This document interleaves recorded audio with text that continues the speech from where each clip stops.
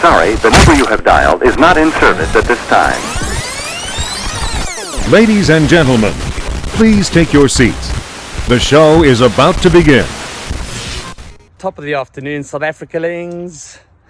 Sure, sounded like I sang that. Let's try that again. Top of the afternoon, South Africalings. How are you guys doing today? This is the Wayne G Show, and this is Real Talk Radio in the great outdoors. Today's show is coming at you from the beautiful, sunny South Africa, out here in the nursery. You know, it's a privilege to live in this country.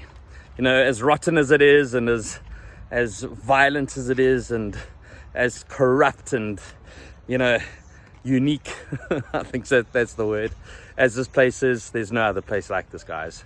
And that's why we've got to pull together to make this place right. Hey, if we all put our effort in, every single one of us, I'm sure that we can turn it around. Hey, if Russie was able to turn the Springboks around from what they were to a World Cup winning team, anything's possible. Just saying that because I was watching Chasing the Sun last night, and blown away, guys, blown away. You got to watch it. But I'll cover that one on another talk here. Today I want to talk about something very interesting, and something that I don't think I've been against. Maybe I've just been dogmatic about it, and I've been ignorant about it, where I just love my meat so much that I don't think I could ever live without it.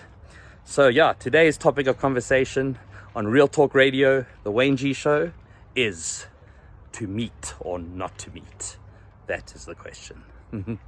Guys, I'm sure most of you that are carnivorous or omnivorous that aren't vegetarians or vegans out there have often thought, you know, even though you could never be a vegan or a vegetarian, you've thought about it, and you've thought, shit, what could I do maybe that would benefit the environment? You know, you do get a little bit of guilt. I'm sure all of you have felt it. You know, I've definitely felt that little bit of guilt every now and again when I'm eating a fat steak or you know, eating some chicken or biltong or whatever that. This was once a living animal. And I know it was because of animals that we were able to evolve and become what we are, and the protein they provided for us to eat. And you know, there's many arguments for and against being a carnivore, and I'm not going to get into that.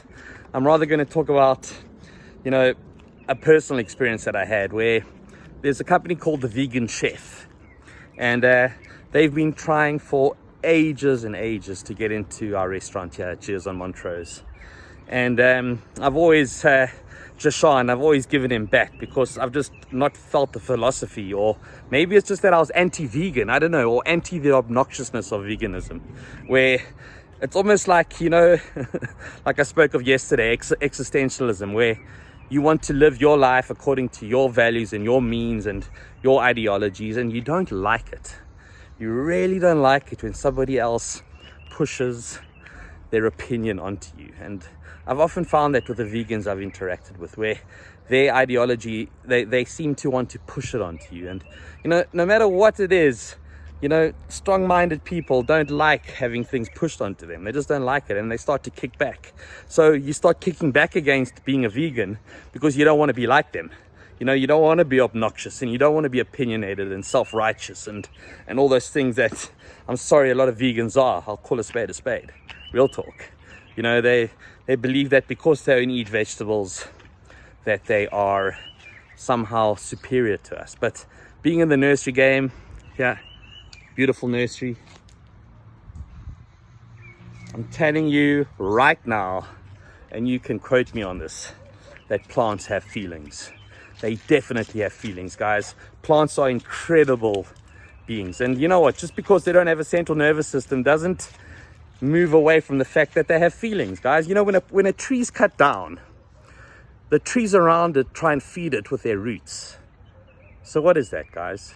You know, when you play music to plants, they grow, they feel things, they release pheromones. You know, when you keep dead cut flowers near living plants, the plants start to wilter. So you know, let's not get into that whole idea that because I'm a vegan, I'm a better person and things like that. No, it's about sustainability. That's where the argument comes in. That's where, you know, people need to start to think about what they consume. And that's where the vegan chef, came into our lives at Jizz and Montrose. And eventually I decided to listen or hear him out, and he came in with an awesome menu and a great product, and I sampled it. It was amazing. Their chicken replica, their beef replica, it's really, really tasty. It's not like eating fucking tofu, which is disgusting. I want to vomit when I eat that stuff. Or just living on, I think a lot of carnivorous people are just scared of losing the variation of their food and the taste of their meat. But yeah, guys, it's getting better, hey? It's getting better, and it's also getting more affordable. In the past, being a vegan was actually quite expensive, but it's getting more affordable, and it's becoming more part of our culture and more in fashion, And it's not just about being a vegan. I'm going to introduce 5 new vegan options to my restaurants, and I want to do it because of sustainability. I'm going to do it because, eating meat every day, is it necessary? I don't know.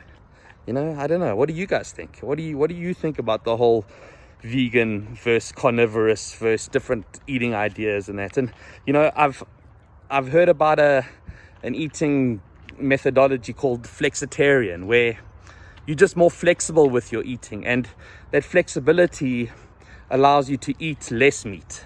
And that's what I've been following, but I've been following it without really knowing what I'm following or knowing that there's a name to it. So flexitarian is an ideology where you eat less meat.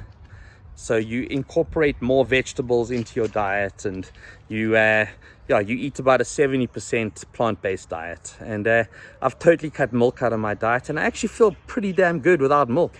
Maybe I was lactose intolerant, I don't know, but since I've stopped drinking milk and using milk products, I've actually felt a lot better. I was getting quite bloated and just feeling a bit lethargic, and suddenly I've got a lot more energy, and I've been just using oat milk as a substitute, and it's actually damn nice. And I've decided to follow that way and see how it goes. And I think if all of us just try and be a little bit more sustainable in what we do, use a double-sided piece of paper instead of a single side, substitute a few more vegetables into your diet instead of eating meat for 3 meals. There's an awesome idea where you eat a vegetable-based diet or a plant-based diet, or from 6 in the morning to 6 in the evening. Then after that you eat meat, you eat your meat diet. So in other words, you're having 1 meat meal a day, or there's meat-free Mondays, or there's just different ways of doing it, and it's pretty flexible. You don't have to conform to a certain thing, like you have to be a vegan or you've got to be a vegetarian. Just be a flexitarian. It's easy. It's easy to say, okay, for this meal I'm not going to eat meat, especially when we've got so many options around us now, guys. We've got definitely more options than we've ever had. And I was pretty blown away by the vegan chef. I was blown away by their variety. And again, I say the taste of their products was really good. They're Beyond Beef. I'm sure you've had it from Woolworths or tasted Beyond Beef before. It's damn delicious. Yes, it's mimicking a burger, but it's plant-based.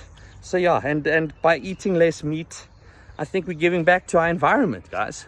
So if all of us can do just that little bit, we can decrease our footprint. And that's all we got to do. That's all we've got to do, is just decrease our impact as a human on our environment. And if every human does that, we minimize the impact that we have on our planet. Because as we know, there's just too many people on planet Earth, guys. There are just maybe 3 or 4 billion too many. So the strain on our planet is excessive, and it can't carry on. It is not sustainable. I can tell you that right now, that the way things are going and the way we're going, we cannot sustain ourselves. So I think if each one of us takes it upon ourselves just to give a little bit more of an effort into our decisions, and follow a flexitarian diet. Give it a try. I'm going to give it a try. What have I got to lose by trying to be a flexitarian? It's probably pretty much what you do already, except you just eat a little bit less meat.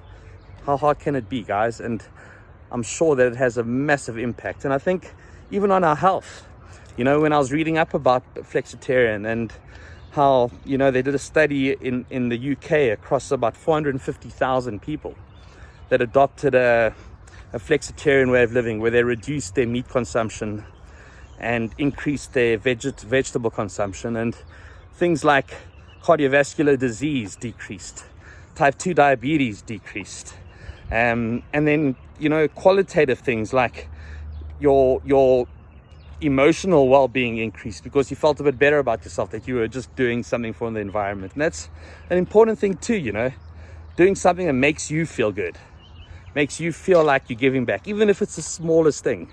It helps, guys. It definitely helps. So that's my message for today, guys. Keep it real.